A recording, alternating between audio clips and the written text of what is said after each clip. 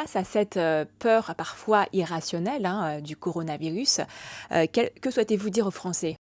Eh bien, je pense qu'il faut que chacun se ressaisisse.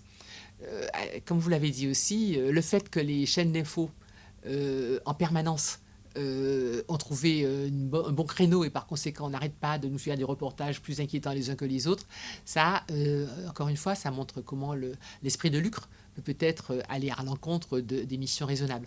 Mais j'espère que très rapidement les choses vont rentrer dans l'ordre et que effectivement les gens se diront que le coronavirus c'est une maladie sans doute, mais que ce n'est pas la maladie la plus grave qui existe. On peut être soigné, on peut en réchapper et par conséquent c'est vrai qu'il faut peut-être éviter de la contracter. Mais pour autant, il ne faut pas que l'économie s'arrête. Et je ne pense pas que c'est uniquement en allant se promener à Belleville qu'on risque d'attraper cette maladie. Est-ce que vous avez un message pour les Chinois?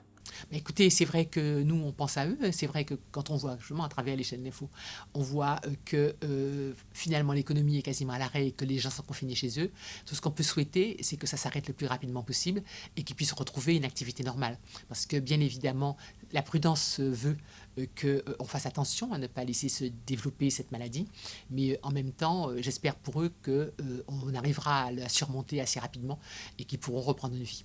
En exprimant ma solidarité aux Chinois qui sont aujourd'hui aux prises avec le coronavirus, je voudrais leur dire que nous aussi, on a connu des moments comme ça extrêmement difficiles quand il y a eu la crise de la vache folle en France, mais au bout de quelques temps, on en est sorti. Donc je pense qu'en Chine, vous allez en sortir rapidement. C'est ce que je vous souhaite en tout cas.